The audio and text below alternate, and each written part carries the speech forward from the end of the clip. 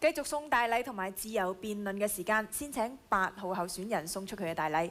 市民期望政黨提出嘅政綱唔係好似呢個氣球咁，表面就乜都有，裡面就空溜溜，全部都係 hot air。哇！正係揸得好辛苦。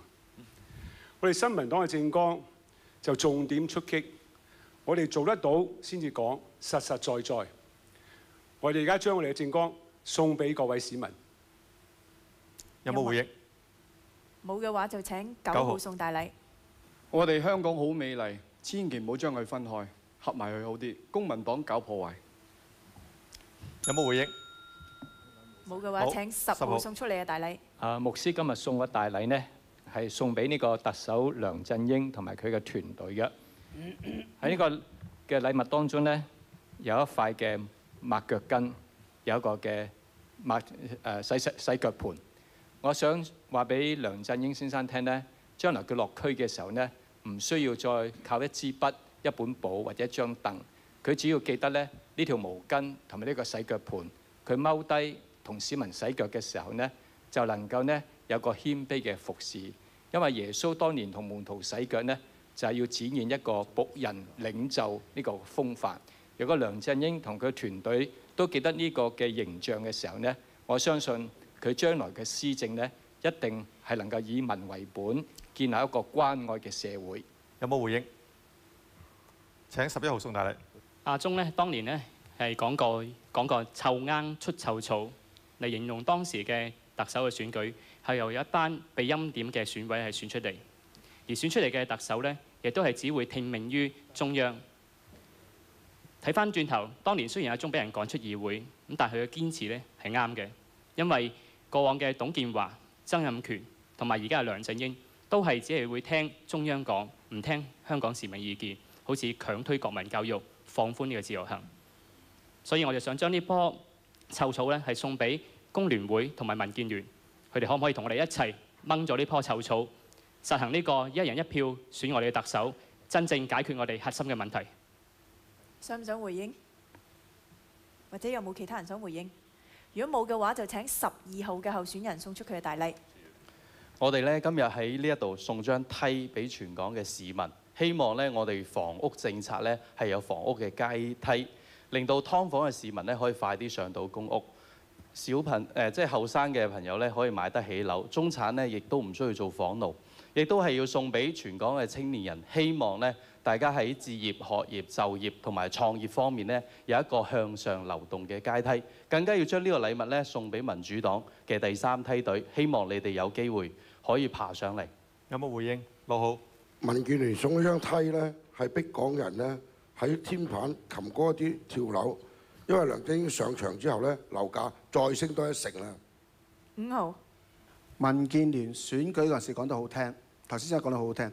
不過入咗議會咧，就會令到公屋又加租，市民又受苦。你話慘唔慘啊？真係順理成點算？好，12號。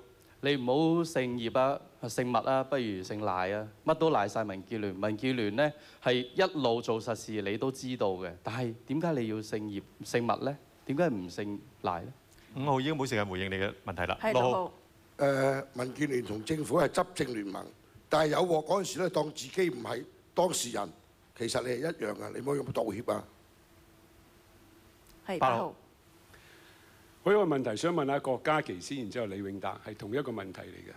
我都好想幫基層市民買到平嘢，但係你哋兩位呢，就大力推動800億我哋嘅血汗錢回購領匯，買個皇宮翻嚟呢就賣雜貨，啲外資基金呢就賺到笑，1/10嘅價錢，你喺每一區可以喺官辦商場賣平嘢，用競爭逼佢哋落價。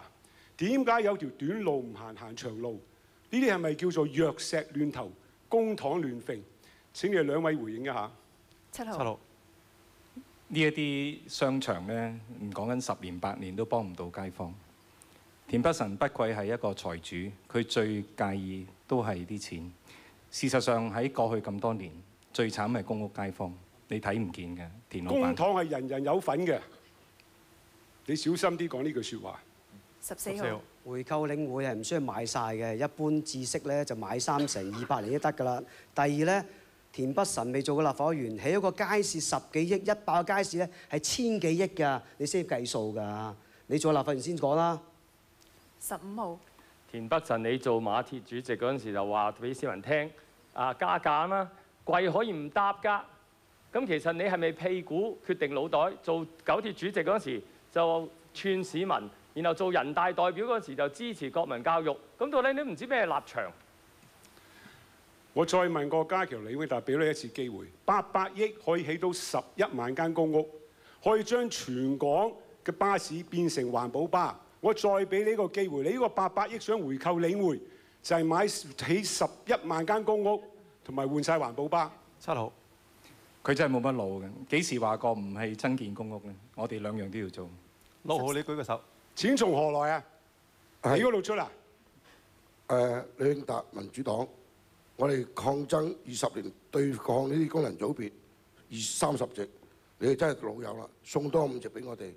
我哋咪抗爭到2047咧，民主黨回頭是岸。14號。我只係回應啊，田北辰，你做生意都唔識，收購邊有100%㗎？我懷疑你有冇做過佐丹奴。笑死人啊！收購3成係失時夾萬，你收購7成咧，另外3成小股東啊唔睬你，哇！你識唔識經濟㗎？香港真係大鑊。1號，我覺得咧就增加一啲地區設施咧，特別政府嘅街市、商場同埋呢個市集咧，其實係好有效，好似天水圍一樣。不過咧，我覺得討論呢個問題咧，我想問下郭家麒，你有冇買到領匯嘅股票嘅？冇。你積極要回購，我諗你即係一定要申報啊！阿李永達有冇啊？6號。即係全港市民都睇到嘅。6號。6號。係，即係大家睇到呢保皇黨咧係保駕護航，香港要贏，保皇黨就一定要輸，功能組別一定要取消。11號。頭先梁志祥就講話增加社區設施就解決天水圍問題，咁但係其實天水圍嘅居民正正面對咧就業不足、交通費貴、交通不便嘅等等問題，呢個先係真正天水圍核心嘅問題。你就話解決咗爭取幾個體育館啊，或者係社區會堂就算，呢啲係我諗你真係唔係好認識天水圍嘅問題。1號。所以咧就呢個問題咧更加需要我同你講清楚啦，因為咧而家天水圍嘅問題就係就業嘅問題。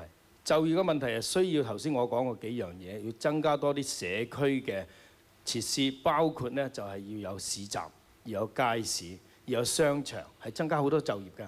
不過呢，睇嚟，除咗你街工之外呢，民主黨亦都一啲都唔識。黃偉賢雖然係元朗嘅區議員，但係佢都唔同佢黨友提出嚟。嗱，我認為呢，即係要解決呢個問題呢，應該要促請政府，我哋政黨都有講啦，盡快開市集。點解你俾領匯咧壟斷晒所有商場咧？點解你唔可以用啲商場俾啲小企業去做生意咧？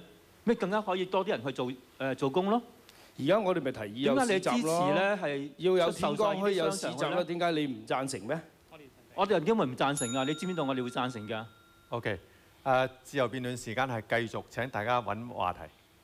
喂，頭先田北辰冇答到我屁股決定腦袋，你想唔想答？8號。剩翻6秒啫，我。好啦，下一個朋友繼續送大禮。好，我哋請14號。